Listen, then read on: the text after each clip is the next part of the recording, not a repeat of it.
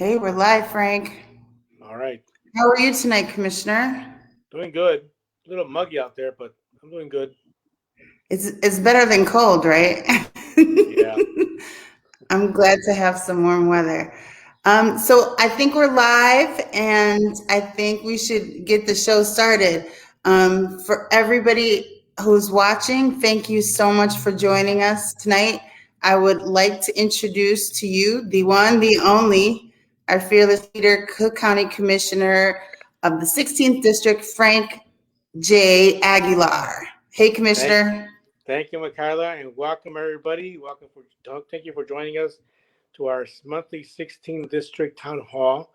As you know, we have a monthly meetings every last Wednesday of the month, and the next one's going to be May 26th at 6 o'clock. For further updates, please like me on my Facebook, Commissioner Frank J. Aguilar, or follow me on Instagram at Commissioner underscore Aguilar and Twitter at Commissioner RF2. I finally got that right. I used to call it the little line underneath the name, but it's underscore. So, all right. Moving on up, Frank. Okay. So this month we've been very working on making sure we get providers for vaccination on demand, and we have a list of vaccination sites. And please, and if you look at my website at commissionerfrankjaguilar.com, we're soon to open one. Hopefully, a couple of one in Franklin Park. We're working on that one, and North Lake. We have one operating one right now in Summit, Illinois, in Summit Park District, and 5700 South Archer, and it's a walk-in. So make sure you get vaccinated, and I will join you sometime in Summit. Well, I'll get vaccinated soon. I think next week. We got that plan coming. I'm not really looking forward to it because I don't like needles, but I got to take it. All right. Gotta do the shot. So That's right. anyway, Mikhailo, so you could introduce to us and tell us about our great guest we have tonight. So it's almost May, spring is sprung, and we wanted to talk about some of the opportunities that are happening in Cook County for the summertime. And so we have two great guests, one from our own Cook County Forest Preserve Department, and we also have an awesome guest from Brookfield Zoo, which is in the 16th District. And so we're lucky to have these two awesome women to tell us what's going on in their neck of the woods.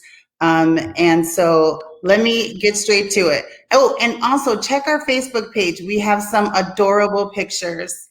We have baby sea otters, and our next guest actually has an awesome photograph with her and a giant turtle that looks cute when she's with it. I'm pretty sure I would be kind of intimidated by it if it was just by itself. But our next guest is Maritza Rocha. And Maritza will be discussing events that are happening with the Forest Preserve. Hey, Maritza. Hi, everyone. Maritza. Hello. Maritza received her master's degree in sustainable urban development from DePaul University. And one of our staff members also went to DePaul, so she's already like part of the family here. But fueled by passion and dedication and perseverance, she landed a career with the Forest Preserve of Cook County as the first female Latina director of the Little Red Schoolhouse Nature Center, overseeing 500 acres of enclosed trails. And it's a great space, and I can't wait to hear about it. But she's also published a short story called The Remote Control, which is an international anthology book called Basta, 100 plus Latinas Against Gender Violence, and published a critique on the book called Dolores Huerta Stand Strong. Oh my gosh, we have so much more to talk about than the Forest Preserves now. So I'm super excited to have wonderful Maritza Rocha with us. Thank you for joining us, Maritza. Thank you for having me. Thank you, Commissioner Aguilar and your team, for inviting me today at your monthly 16th District Town Hall. I'm really excited to be here. Thank you for joining us. Awesome. Yeah, we're super excited to have you. So tell me about the path to the Forest Preserve. Did you go to the Forest Preserves like when you were little? Like, where did you get your passion from for outdoors? Yeah, sure, of course. For me, I grew up in a really relatively large family, large Latino family, and we always like to be outdoors and hang out and have a lot of picnics, but do a lot of outdoorsy things. So fishing, I have to say that for me, being outdoors makes me really happy. So coming from again a relatively large family, this was something that we did that was economically suitable for us. Coming from a family of 10, and so we did a lot of outdoor things, and the forest preserves, we did go and visit a lot of different areas in the forest preserves as a kid. Nice. And can you tell us about the Little Red Schoolhouse Nature Center for those that don't know? Yeah, sure. Yes, of course. Little Red Schoolhouse is over at um, Willow Springs, Illinois, which is not too far off of the city, maybe about 15, 20 miles from the city. And it's surrounded by nothing but beautiful enclosed acres of land. There's 500 acres of land that I oversee. But in that particular area where Little Red Schoolhouse is at, there's actually 15,000 acres of land, preserved area in the Palos. So it's a huge jewel out there in the Southwest um, side of Cook County, where it's again surrounded by different types of savanna enclosures. You have um, lots of wetland areas. There's a lot of biodiversity and wetland that's included in so to speak in those neck of the woods. There is definitely a lot to see out there. Is there actually a Little Red Schoolhouse? There actually is. Yes, there is. We do have an interpretive building, which is the most recent building that we have there. And that's about 10 years old. But the original Red Schoolhouse is still actually intact. I mean, obviously it was restored, but it originally was what the name stands. It was a schoolhouse back in the late 1800s. And then it was transformed into a nature center, which was one of the first funded nature centers in the United States. And but yes, we do have a Little Red Schoolhouse. It was actually moved from its location, which is out on Black Trail, which is also part of one of the enclosed trails. And that trail alone, Black Oak Trail, is where its actual first location was. And that was moved over roughly around 1950 something, 55, 57 is where it's been located now, and it's in that exact spot and it hasn't been moved. Right on. And so if I come out that way, what can I expect to do? Me and my kids, I get there. What am I doing in the forest preserves? Sure. Yeah, there's a lot to do out there besides doing trail hikes. We also have interpretive programming at Little Red Schoolhouse. I am only one of the 6 nature centers that's throughout the Cook County. So there are 6 nature centers, but in particularly Little Red Schoolhouse has an interactive And programming it that's has available. motorcycles. That wasn't me. That was you, Frank. I know it was you. Yeah, I think he was passing by. But we do have outdoor hiking. We do have virtual programming. Obviously, with the pandemic and everything that has happened, we did modify a lot of our programming, but we are back and doing a lot of in-person programming. In particular, we have monthly programs that are available every month. We have anywhere from like seniors programs to night hikes to even bilingual programming that's now available. But in particular, if you come out with your kids, we do have smaller trails that are there. We also have programming again that's available for different types of ages. It's not just necessarily geared to any particular age. Although we do modify them in that extent, but there's all types of programming right now that's currently available. And I would encourage everyone to please check out our website to get a little bit more information of what we currently have and what we are offering. And that's fpdcc.com. And hopefully at the end, we'll be able to post some of that. We'll put it in the chat so everyone can see it. But I just wanted to, whenever I go in the forest preserves, I don't see much. But when I go with somebody who knows something, then they're like, look at that frog, look at that bird, that's a blue jay, that's I kind of miss all of it because I'm not in tune with nature probably as I should be. But I think that's why it's kind of important to go with the pro or something, right? Like go to one of your programs and really learn how to sort of soak it all in.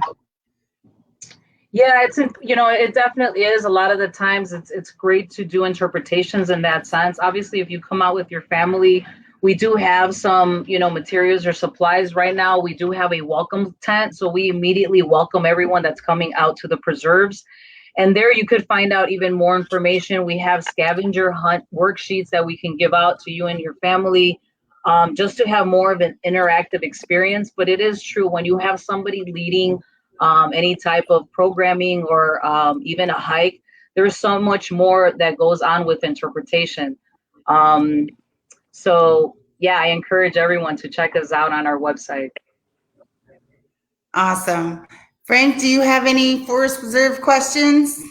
No, real good. I was going to ask you, Maritza. Yeah, what you can look at. There's so much unique programs that the Forest Reserve has to offer, and I really encourage our residents to look it up. A lot of activities, especially now in the summer. It's very healthy going out to the woods and experiencing all nature. So, Maritza, thank you for taking the time out and talking to us about the great forest reserve that Cook County has and the programs that we have to offer and for all the families and residents in our district. Thank you for having me again, Commissioner Aguilar, and your team for having joined, today. I appreciate you on. Please come visit over at Little Red Schoolhouse, and don't forget to check us out at fpdcc.com. Thank you. And real quick before we go, you said you're one of 6 directors, right, of different nature preserves, but that's like you're one of 6. First of all, like shout out to you and big claps on your back, right? Like that's a big deal. Let's start there. And also on the website, is there anything else you want to highlight? Like anything happening, maybe not in your district that you might want to point to? What about any jobs or internships or anything like that? Yeah, please check us out again on the website. We do have sections where we have internships, we have youth jobs and projects, and other institutions that are our sister institutions that have jobs out there, especially like Chicago Conservation Leadership Corp, the SCA Students in Conservation Association, and even our youth outdoor ambassadors. Also, we're partnering up this year with Enlace community out in Little Village, but we're also partnering up with Summit School District 104 this year. Summit, Summit School District. Indeed, and I wanted to mention that. Good. We will be partnering up and having an outdoor education with that district. We're looking forward to working with everyone, all the teachers and all the families and the kids. And we hope that this pilot or this program or this initiative comes into something bigger. But again, we are integrating a lot of the intergenerational family events and outings and doing a lot of wildlife discovery days where we introduce students to native wildlife through hands-on activities and learning. So it's part of their hybrid program and their school district out at Summit School District 104. So just wanted to mention that fairly quickly as well. Awesome. Thank you. Thank you so much for everything, Maritza. And please thank all your people at the Forest Preserve.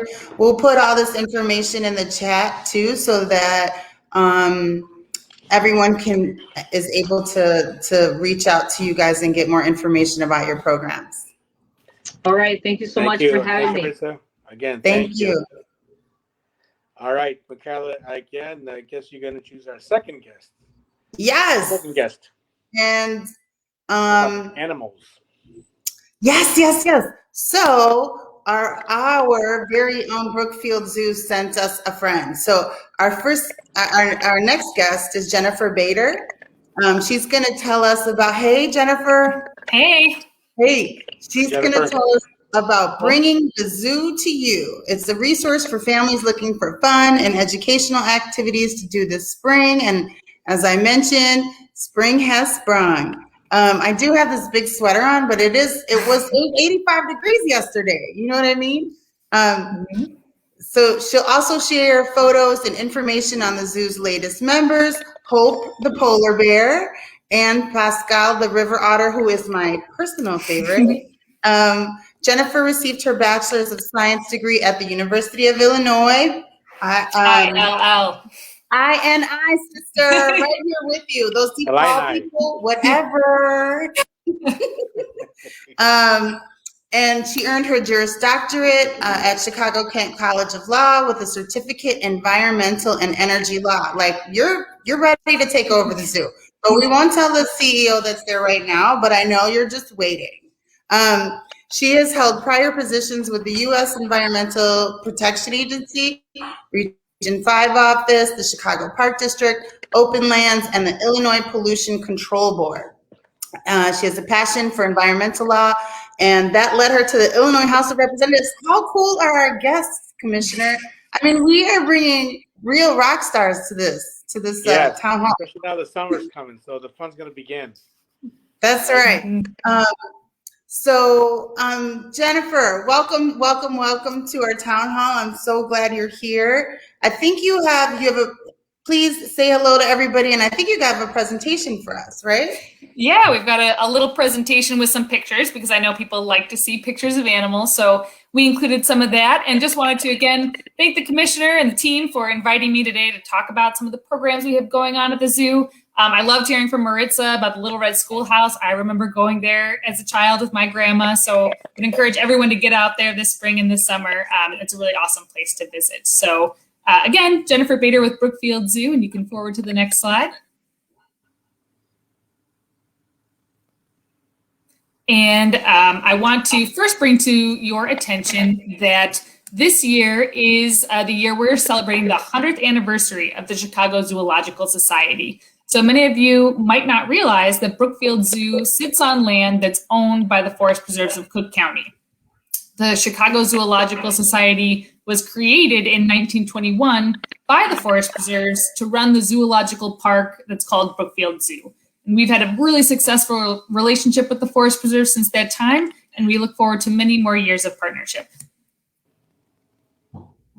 And as you may have heard, Brookfield Zoo was closed for several months in 2020, and we were even closed from January to March of this year.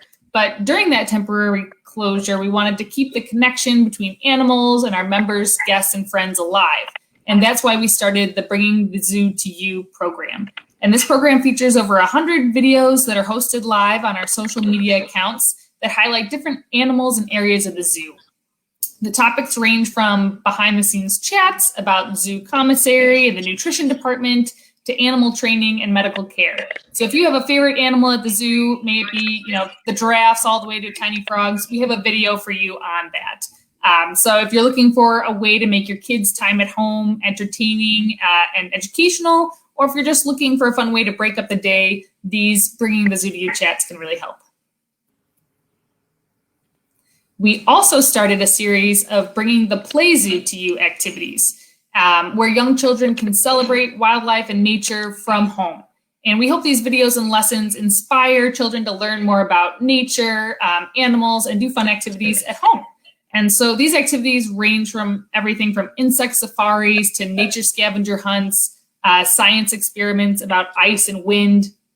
And each of these videos is available in both English and Spanish and comes with corresponding worksheets. So it's a great thing if you're looking to get some things done around the house. The kids can watch these videos and do the activities by themselves, or you can all sit down as a family and participate in these activities that just involve going right outside your door.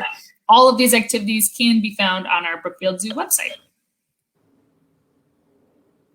And for adults, we're also hosting a spring virtual lecture series that features a a variety of fascinating topics about Brookfield Zoo's history, our incredible animals, and our innovative conservation programs. These lectures are free, although a $10 donation is appreciated if you're able to do that, and online reservations can be made on the zoo's website.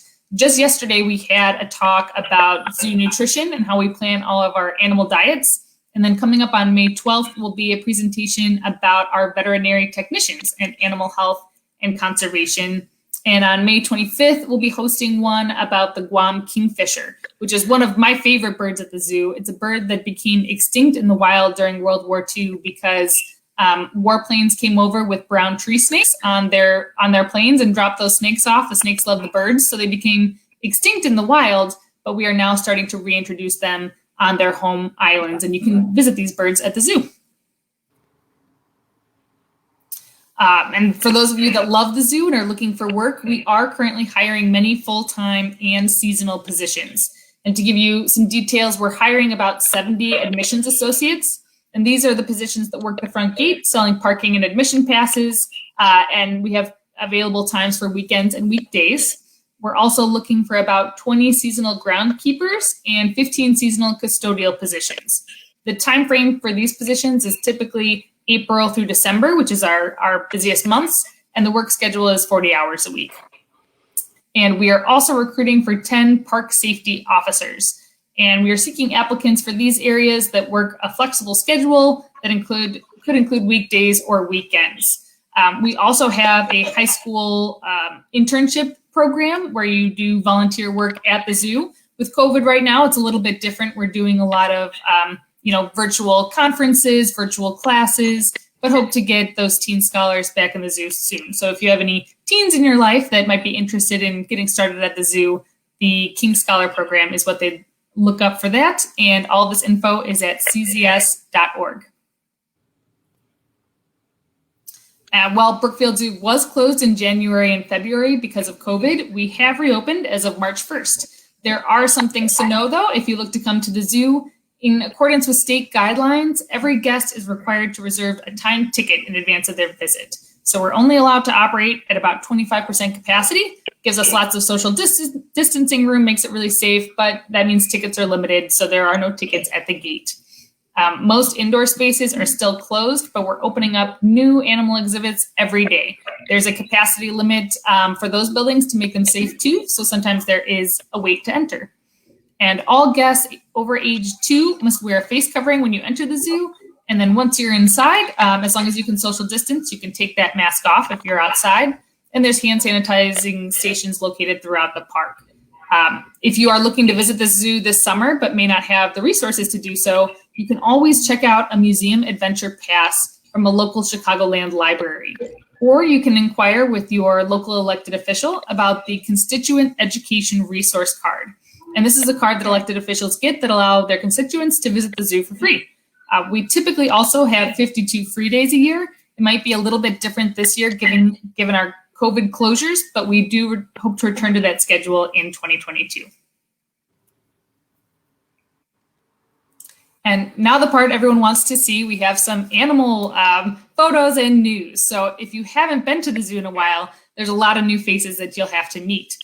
This is kind of cheating because these guys came in 2020, but in 2020, we welcomed 2 new African lions named Brutus and Titus. They're 5-year-old brothers that came to us from Utah's Hogle Zoo in Salt Lake City. And these guys are neat because you can hear the brothers roaring at the end of the day. So usually, as our team's trying to clear out the park, everyone comes rushing back in because they can hear the brothers roaring, but it's something pretty cool to hear. Other faces include 2 new female Mexican gray wolves, Cibi and her nearly 2-year-old daughter, Lorena. And since their arrival from the National Wildlife Refuge in New Mexico, they've been getting acclimated to their new home in the Wolf Woods habitat. And these guys are pretty neat because they are very interested in the guests. So they'll walk right up to you and check you out. So make sure you go visit these guys. Wait a minute, walk right up to us? There will be a barrier in between you, but they will come check you out. So you can get a close-up look at those gray wolves. And this is Hope, our 5-year-old female polar bear. She arrived in January and spent several weeks exploring her new home.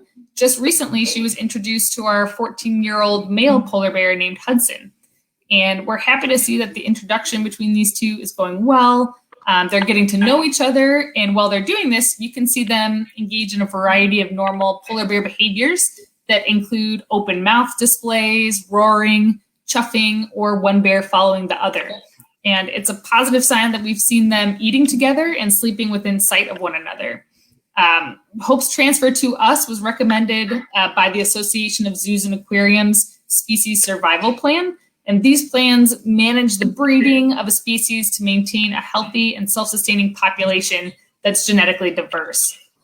In early fall, Hope will be given access to a den that's behind the scenes in the chances that she may be pregnant.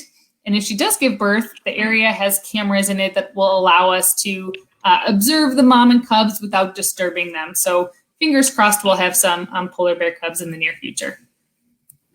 Aww. Yeah. Very nice. And the bird department at the Brookfield Zoo has been carefully caring for Humboldt penguin chicks that hatched in March and April. Animal care staff were monitoring the adult penguin pairs, and when their eggs were laid, we carefully removed the eggs and placed them in incubators. This was done to help protect the eggs. At times, our penguin colonies can be full of drama with birds bickering over mates and nesting sites, which has a potential to put the eggs at risk of breaking. So in order to not disturb the adults' natural behavior, we put artificial eggs, replace them for the real ones, which allows the parents to continue their incubation routine. And then the real eggs are returned to the parents once the hatching process begins. Including these 4 chicks, Brookfield Zoo currently has 34 Humboldt penguins, and you can visit them all at the zoo's Living Coast. And this is our North American river otter pup, Pascal. He's definitely the newest cutie.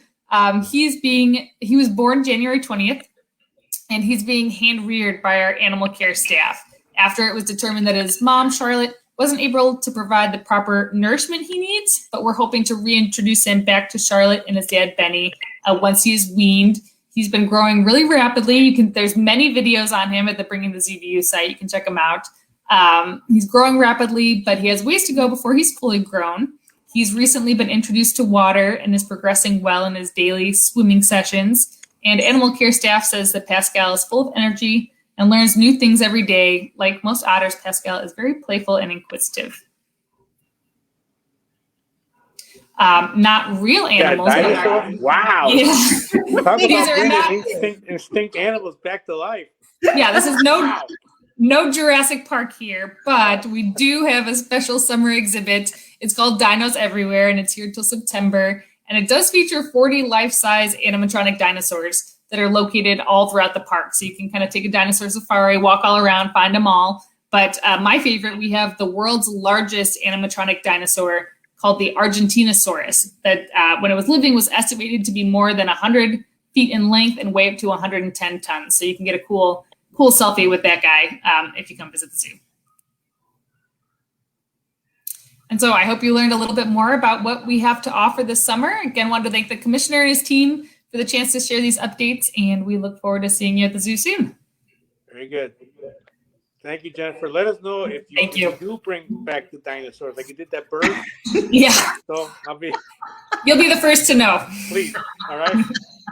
We'll because our office is only like 10 minutes away. So if there are actual dinosaurs, I need I'll be there to know to leave the area immediately. Good. This was awesome. And what's it like working? Tell me what your like regular day working at the zoo is like. Yeah, so I'm the government affairs liaison, so I get to work with all different kinds of elected officials, everything from our federal congressmen to our state representatives and senators, our forest preserve commissioners, and local mayors and townships and things like that. So I might have a visit from a group that wants to visit the zoo and learn more about us. So we have special golf carts. We'll drive around, visit with some of our animals, talk about some of our community programs. And then in the afternoon, I might go to a library. We've got 6 libraries on the south and west side that offer community programming. So we might, have a guest visit there and talk with some of the students that are learning different STEM activities. And then, a whole lot of watching bills and legislation that's happening to make sure anything that impacts zoos, we're right on top of. But it's really every day is completely different, but it's an awesome job.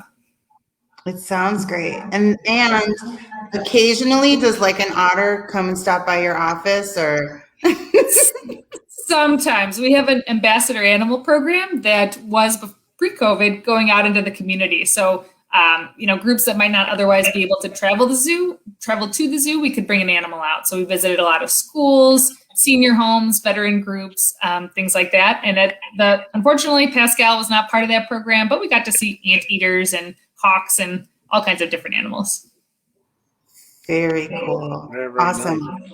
Commissioner, do you have any more questions for our pal Jennifer? Yeah, do you remember back in the day, you used to have those little animals, those wax animals they make?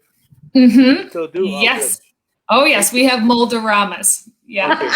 I remember those. Remember those? In grammar school, you put back, I think for like a quarter, I think it was a quarter or a dime, I don't remember. Yeah, the price has increased a little bit, but we do still have the Molderamas. Great. All right. I'm going to make a dinosaur. Well, honestly, my kids get a Moldorama. No kidding. Like, they're still popular. My kids still think they're cool.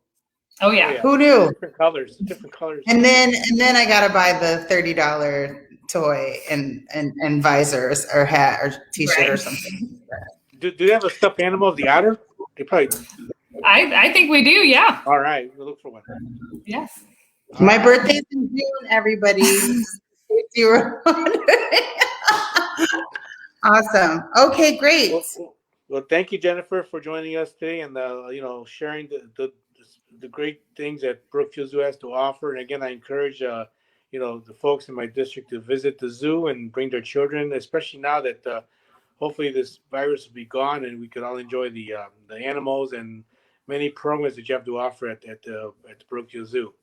Thank you very much, Commissioner. Okay, very good. Well, again, thank you for joining us. If you have any further questions, please email us at commissionerfrankjaguilar.com. We meet every fourth Wednesday of the month. The next meeting is going to be next May 26th, Wednesday at 6 p.m. So for further updates, please select me on Facebook, Commissioner Frank J. Aguilar, or follow me on Instagram at Commissioner_Aguilar and Twitter at Commissioner FR2. So again, thank you, Michaela. Thank you, Jillian. Thank you, Tanisha and Cecilia. Thank you very much, my staff. Again, they make it happen. All right. Thank you for joining us and be safe out there. Enjoy the weather. Well, maybe not today, but tomorrow, I think. Maybe that's tomorrow, isn't it? Well, yeah, it's supposed to be nice. It's definitely motorcycle weather for you, Commissioner. That's right. Can't wait. All right. Thanks, everybody. All right. Have a good night. Take care.